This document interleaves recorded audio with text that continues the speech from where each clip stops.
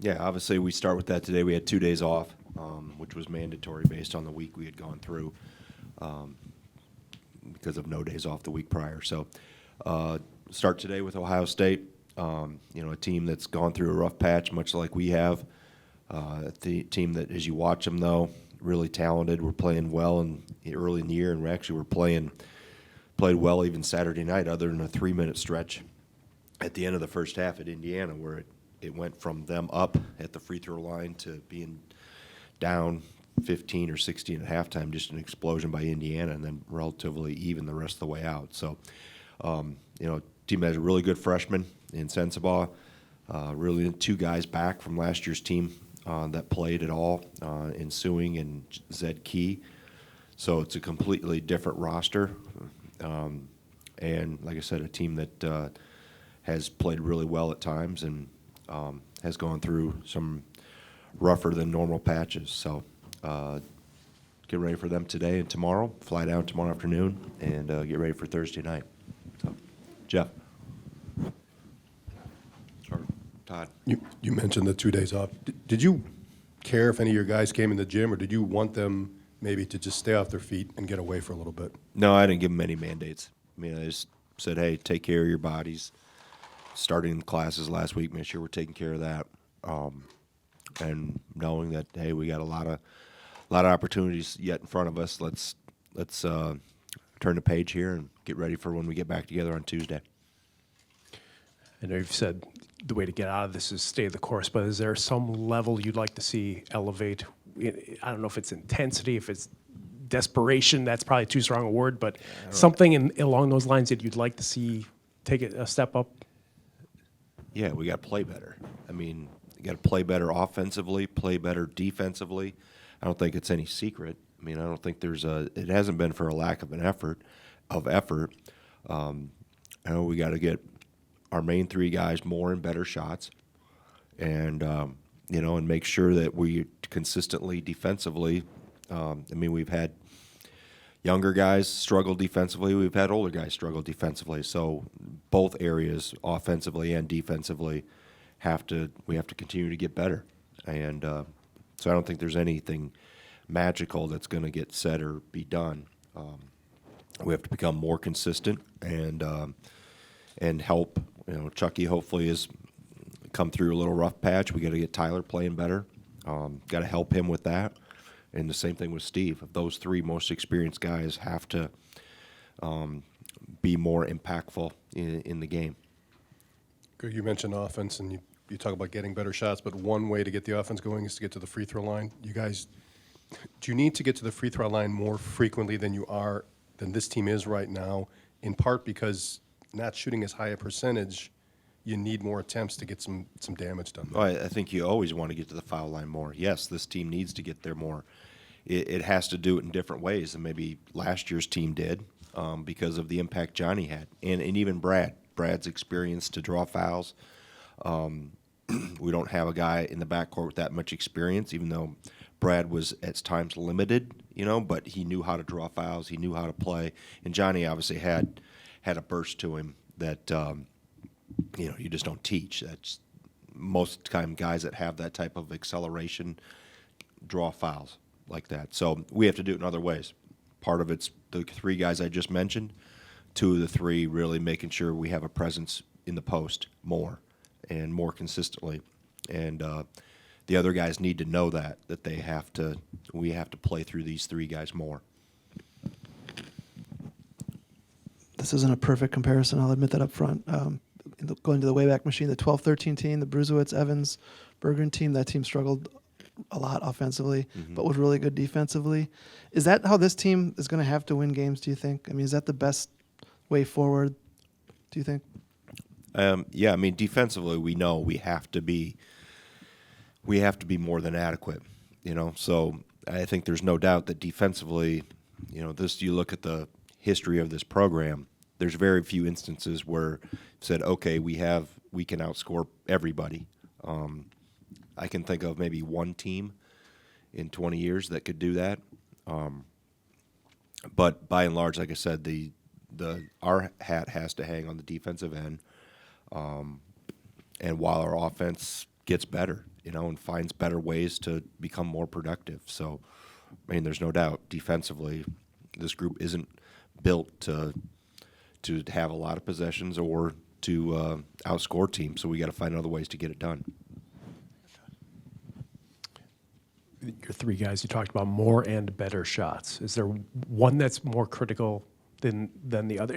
Have you seen times when those haven't been good shots from those three guys lately? I wouldn't say. I think it's the more and where the ball's being shot from, specifically with Tyler and Steve, looking at Saturday's shot chart. I mean, Steve's got to have more than one field goal attempt in the paint in the second half. Now I know he's active, he's popping, he's doing different things, other guys, but he has to have more of a presence. He has to command the ball more in there.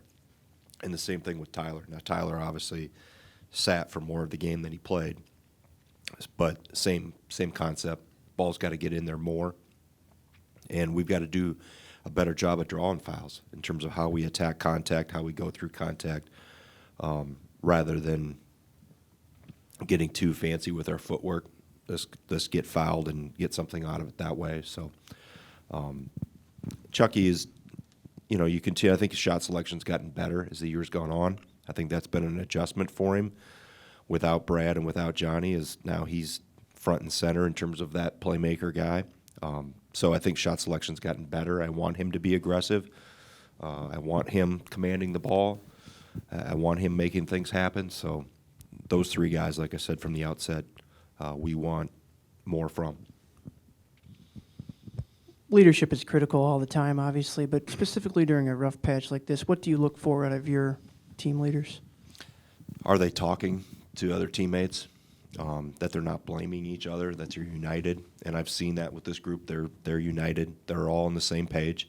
I think that's the biggest thing is everybody has ownership in it, including coaches, staff, players, that we all can do something more, better, help each other more.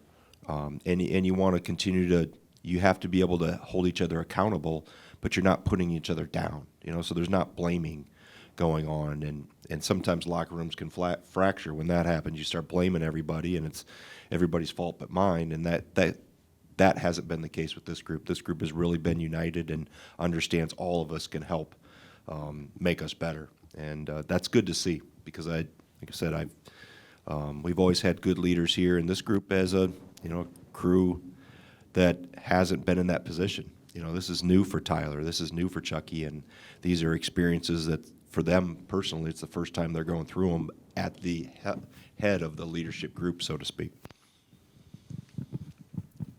Greg, this Ohio State team, 11-10 overall, I think 3-7 in Big Ten, coming off a loss to Indiana. What are some strengths? What are some weaknesses you kind of see coming into this game? Well, I mean, he's got one of the better freshmen in the country in Bryce Sensabaugh. I think he's averaging almost 20 a game. A lot like what we saw Saturday from Terrence Shannon, a younger version, really good shooter, shooting at almost 50% from three. Zed Key inside, now that he's somewhat healthy. I don't think he's completely back to being fully healthy. A good post presence. Justice Sewing is like a fourth or fifth year guy that's been there for a little while now after he transferred in. And like I mentioned earlier, so many new faces from Thornton at the point to guys on the wing, McNeil that transferred from West Virginia. Just a lot of new faces that they've tried to put together, whether it be freshmen or transfers or, guys that, like Eugene Brown played a little bit for him this year. Now is in a backup role again this year. I think there's only 3 that I've recognized that were on last year's team that have played. So we're learning about them just like I'm sure they're learning, how do they coexist with each other as well. Back here, Coach.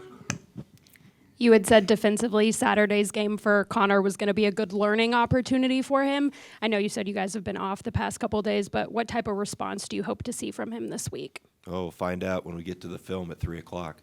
So we'll start, as I always say, the tape doesn't lie. So we'll do some things in practice to help everybody. He's not the only one that we can help get better. Other guys have to continue to take steps forward too. So knowing him and knowing our guys, hey, let's get on to the next one. Let's learn. Let's improve. Let's grow from it and get ready for Thursday. Greg, I wonder if you have a thought on Isaac Lindsay, where you thought he was starting the season, where he is now, and kind of whether that's matched the course you thought would take place, and how he can kind of turn things up a little bit. Yeah, I think he's about where I probably envisioned him he would be. I think physically still he's got growth to achieve from a strength standpoint. But, he does a good job with our scout team, and I think that's a good role with him. He's been forced in some action with Max being hurt a little bit that, maybe we didn't envision him being completely in that as much. But I think for him, he's got to get stronger. That'll help him in a lot of ways on both ends of the floor. And I think his role is what it's been. It's helped the scout team. And if you're called into action in some of those other areas, be ready to go. With kind of going off that with Isaac and many of the others in the rotation, this is their first year of experience in the rotation.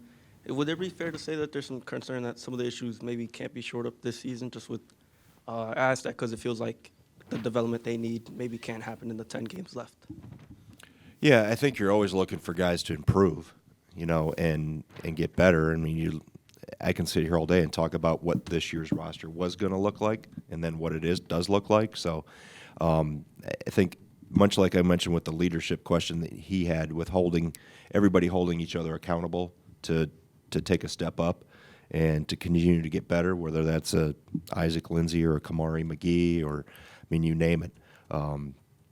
Guys need to continue to get better. And I'm not going to talk about the future and the what ifs and all that. That we'll deal with that down the road. But right now, I got to focus on what this group has and where this group is deficient and what we can help them get better at in the current time, and then whatever takes place down the road in terms of adjustments that we'll get there when we get there. Greg, you mentioned Crowell and Wall getting them more touches. Those guys get to the line more frequently than anybody else on your team, but their numbers are down from last year. Are they better shooters in practice than they have shown in games? Yeah, Tyler was even shooting better earlier this year. He was in the 70s from the foul line. So part of it's confidence, part of it's technique with both of them. Things that they've worked on to be more consistent with the technique and the routine, and part of it's also the game day pressure that they've got to learn to work their way through it and fight their way through it. So they're both capable of better than where their numbers say they are right now, and I see them every day and put them in different situations, give them pressure free throws, and they both respond well. But how they respond in practice really doesn't count. It's how they respond when the lights are on.